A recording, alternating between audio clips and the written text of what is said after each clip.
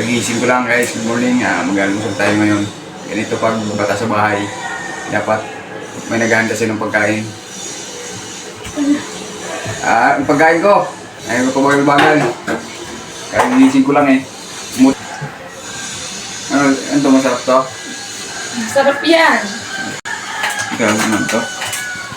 Pansit. Ano to, pag ganito? Parang bakal Bakal Grabe yung almusal ko nito. Ang tigas guys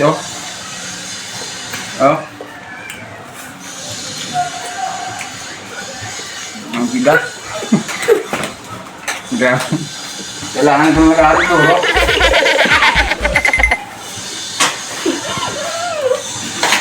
Guys, galagarihin mo na. Hirap na hirap ako.